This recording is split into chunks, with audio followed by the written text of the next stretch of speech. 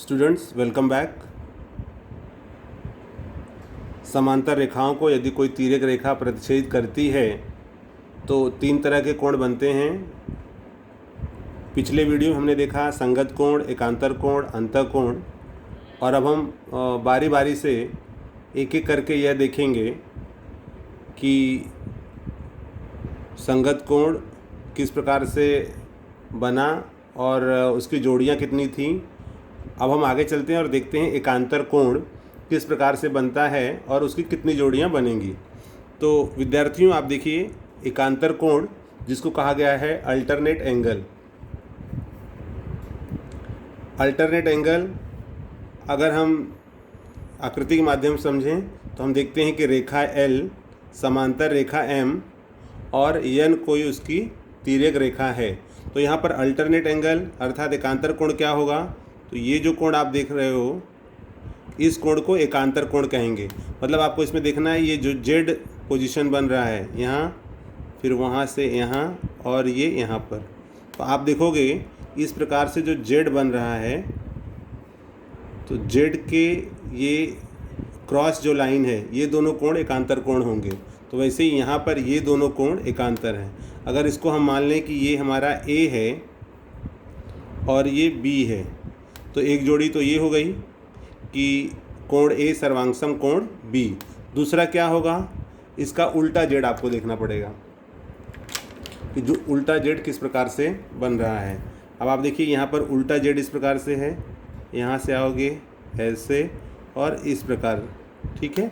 मतलब उल्टा Z आपको इस प्रकार से देखना है, ये यहाँ पर और ऐसे। तो ये जो कोण बनेंगे वो कोण हो जाएंगे एकांतर कोण। तो वैसे ही यहाँ पर ये कोण और ये कोण, ये जो जोड़ी है इसको एकांतर कोणों की जोड़ियाँ कहा गया है। तो अगर इसको हम मान लें कि ये हमारा C है और ये D है, तो इस प्रकार से एकांतर कोण से अगर आप देखते हो तो कोण A सर्वांगसम कोण B, कोण C सर्वांगसम कोण D। तो आप ये कह सकते हो कि एकांतर कोणों की दो जोड़ियाँ होती हैं जो एक दूसरे के सर्वांगसम होती हैं। पहली है कोण A बराबर कोण B होगा और दूसरा जोड़ी होता है वो है कोण C बराबर कोण D। आ रहा समझ बच्चों आपको? अब इसके बाद इसके आगे हम चलेंगे और जो तीसरा है वो है, या एकांतर कोण का एक और पार्ट बच गया तो उसको हम इसी में कंटिन्यू कर लेते हैं। अब यहाँ पर एकांतर कोण के बाद एक और कहा गया है बाह्य एकांतर कोण। तो बाह्य एकांतर कोण के लिए तीसरा नंबर हम दे दें यहाँ पर बाह्य एकांतर कोण, जिसको कहा जाता है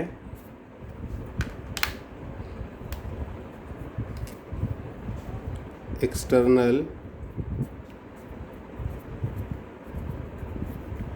इंटीरियर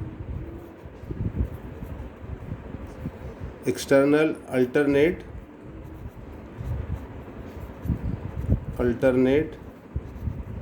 एंगल। तो बच्चों अभी आप इसमें देखोगे कि बाह्य एकांतर कोण क्या होता है। अगर आकृति के माध्यम से हम समझना चाहें कि ये हमारा समांतर रेखा हो गया, रेखा L समांतर रेखा M, और ये उसकी कोई तिर्यक रेखा है, ये उसकी कोई तिर्यक रेखा है। अब इसमें आप देखोगे कि ये जो तिर्यक रेखा है यहाँ पर ऐसे आई है ये रेखा, तो आपको समझना है कि बाह्य एकांतर कोण क्या है। तो बाह्य एकांतर कोण की कितनी जोड़ियाँ हैं, तो यहाँ पर ये जो कोण होगा ये कोण इसके सर्वांगसम, ठीक है, और दूसरा ये कोण जो है वो इसके सर्वांगसम। तो जैसे अगर मान लें यहाँ पर A है, यहाँ B, यहाँ पर C है और यहाँ पर D, तो इस प्रकार से आप कह सकते हो कि ये जो कोणों की जोड़ियां हैं इसको बाह्य एकांतर कोण कहा जाता है। अंतः कोण एकांतर कोण तो अंदर है, अगर अंतः एकांतर कोण कहा जाएगा जैसे यहाँ पर मैंने आपको बताया एकांतर कोण, तो इसको अंतः एकांतर कोण बोलते हैं।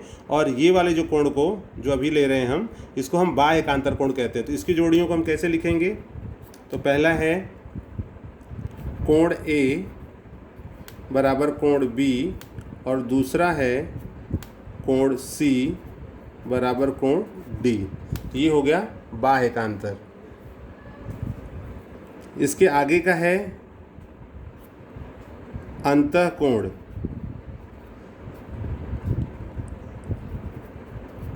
अंतः कोण इंग्लिश में इसको क्या कहते हैं? Interior angle. अंडरस्टूड? स्टूडेंट्स, आपको ये ध्यान रखना है कि समांतर रेखा होगी तो ही ये कोण बनेंगे। और वो कोण जिसे मैंने आपको बताया कि पहले कोण की जो जोड़ी थी वो संगत कोण था, जिसमें 4 कोणों की जोड़ियां बनी थी।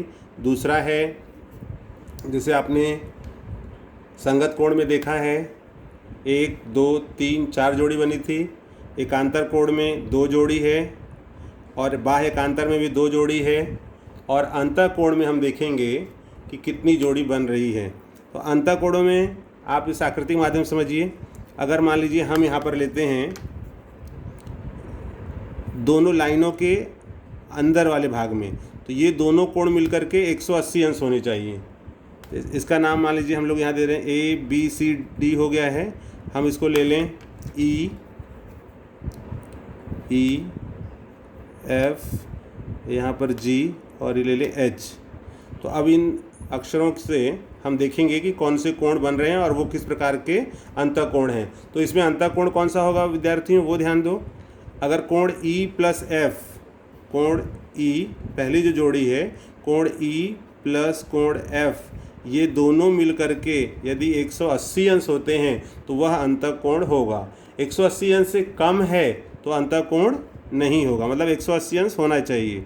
दूसरा है इसकी जोड़ी, इस तरफ ले लोगे जी और एच, तो कोण जी प्लस कोण एच बराबर 180 अंश। तो इस प्रकार से अंतः कोणों की 2 जोड़ियां बनती हैं, जो आप आकृति के माध्यम से समझ सकते हो। कोण ई प्लस एफ 180, कोण जी प्लस एच 180।